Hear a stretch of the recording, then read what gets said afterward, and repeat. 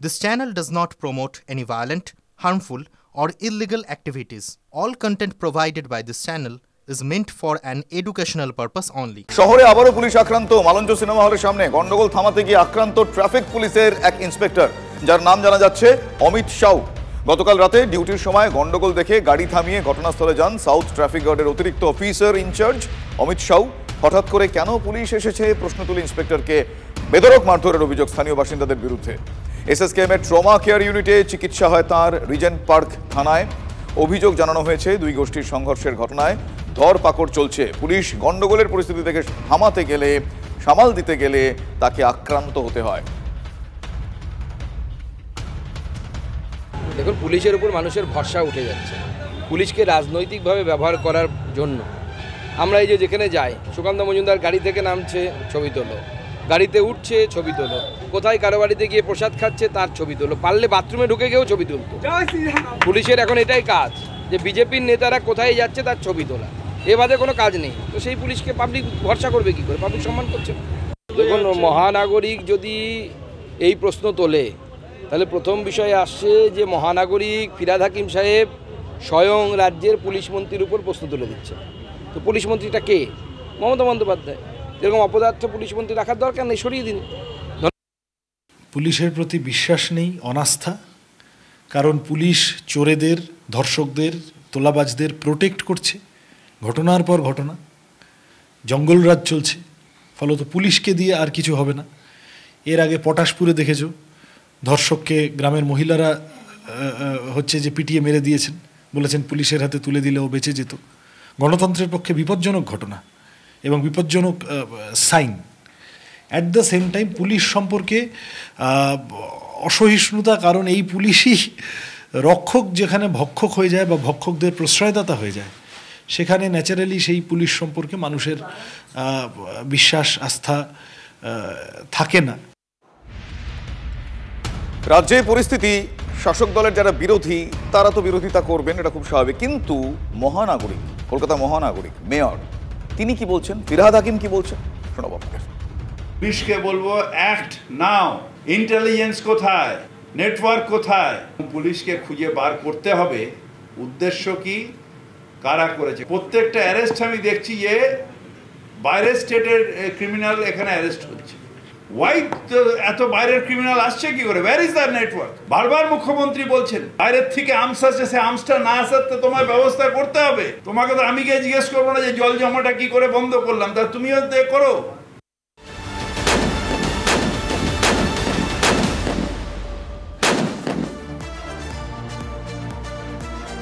গুলশান, এই গুলশান এলাকা এখন কিন্তু এক প্রকার আমরা যেরকমটা আপনাদের দেখালাম আমাদের কার্ডে, নরক গুলজার বলতে বাধ্য হচ্ছে। শুক্রবার রাতে আপনারা জানেন, সেই ছবি আপনারা দেখেছেন, ভয়াবহ সেই ছবি।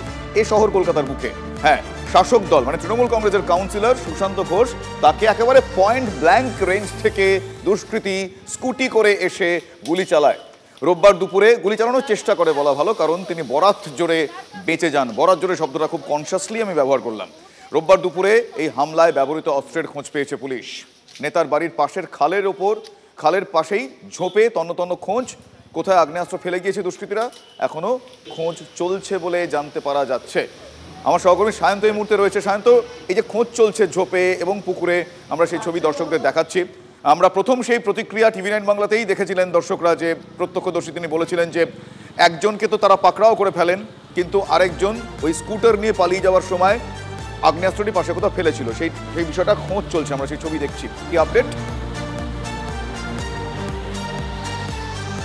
দেখো, ইতিমধ্যেই কলকাতা পুলিশের ডিজাস্টার ম্যানেজমেন্টের যারা ডুবুরি রয়েছে, তারা এই শান্তিপল্লী খাল বা রাজডাং খাল যেটাই বলো না কেন, এখানে তল্লাশি চালায় এবং প্রায় 40 মিনিট তল্লাশি চালানোর পর কিন্তু খালতে কিছু পাওয়া যায়নি।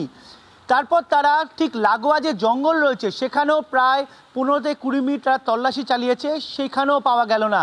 এরপর লাগোয়া একটি নির্মাণ কার্য যেটা পরিত্যক্ত অবস্থায় পড়ে রয়েছে, সেখানেও তল্লাশি চালায় এবং তল্লাশি চালানোর পর ইতিমধ্যেই এই যে টিম এসেছিল তারা বেরিয়ে গিয়েছে, কারণ অস্ত্র কোথাও পাওয়া যায়নি।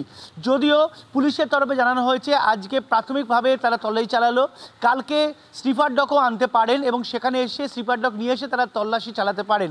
যদিও পুলিশের একটা অংশের অনুমান যে এই অস্ত্র যে স্কুটি চালিয়ে পালিয়ে গিয়ে গিয়েছে এই খালের ওপর থেকে, সে তার আর্মসটাকে ঠিক এই খালের জলেই ছুড়ে দিয়ে গিয়েছে এবং সেই কারণে খালের বিভিন্ন অংশে বিভিন্ন অংশে তল্লাশি চালানো হয়েছে। এবং আমি অর্ঘ্যকে বলবো একটা ছবি দেখানোর জন্য। এই সেই জঙ্গল, যে জঙ্গলের ভেতরেও কিন্তু যারা টিম এসেছিল পুলিশের, তারা তল্লাশি চালানোর পর কিন্তু তারা কোথাও অস্ত্র খুঁজে পায়নি। অর্থাৎ পুলিশ আজকে যখন খোঁজ পায়নি, পুলিশ আগামীকালও স্নিপার ডগ নিয়ে আসতে পারে, কারণ আর্মসটাকে খুঁজে পাওয়া অত্যন্ত জরুরি বলে মনে করছেন তদন্তকারীরা। একেবারেই তাই। সেই অস্ত্র, সেই আগ্নেয়াস্ত্র খুঁজে পাওয়া গেলে এই ঘটনার এই তদন্তে অন্য মোড় হয়তো জানতে পারা যাবে। অবশ্যই সেদিকে আমাদের নজর থাকবে।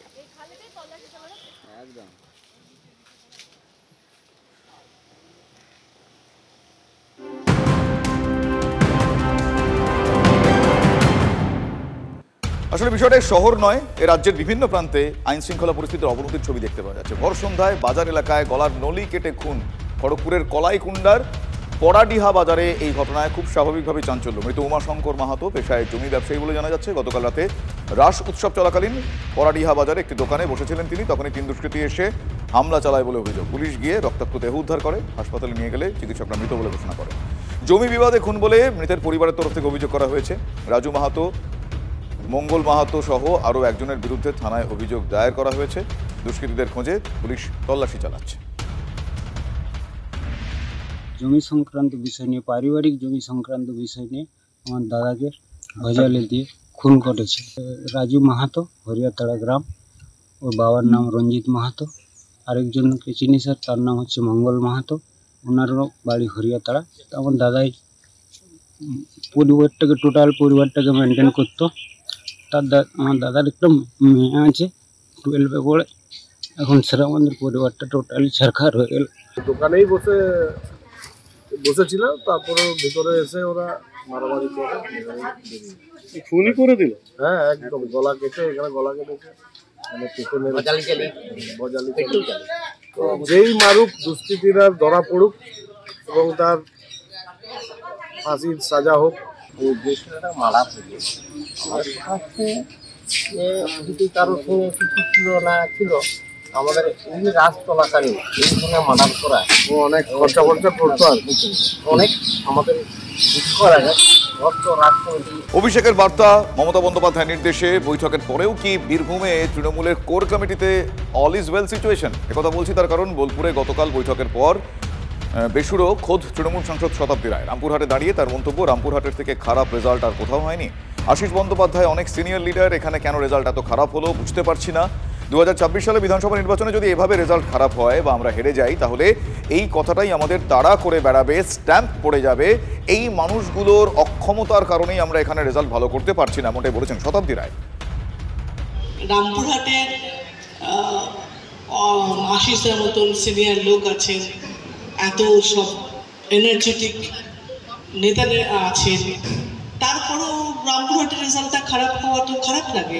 এই জন্যে আমার ধারণা যে রামপুরহাটের সচেতন হওয়ার সময় এসে গেছে, কারণ এবারও 26-এ যদি ভালো করতে না পারেন, প্রত্যেকের বুথকে আগের থেকে ভালো রেজাল্ট না দিতে পারেন, তাহলে কিন্তু স্ট্যাম্প পড়ে যাবে এই মানুষগুলোর অক্ষমতা, যে আপনার দ্বারা হচ্ছে না, আপনার দ্বারা হচ্ছে না, আপনার দ্বারা হচ্ছে না। যারা আজকের মিটিংয়ে আসতে পারেননি বা আসেনি কোনো সঙ্গত কারণ ছাড়াই, যারা আসেননি তাদেরকে বাদ দেওয়া হবে, তাদেরকে সরিয়ে দেওয়া হবে না, তাদেরকে অঞ্চলে বা অন্য ব্লকে কোথাও রেখে দেওয়া হবে। যারা আসবেন না, অতএব গুরুত্বপূর্ণ পদে রয়েছেন, আমি তাদের বিরুদ্ধে রিপোর্ট করব, একদম সার্বিক স্তরে রিপোর্ট করব এবং পরবর্তীকালে তাদেরকে যাতে দলের সঙ্গে তেমনভাবে আর যুক্ত না করা যায় তার চেষ্টা করব।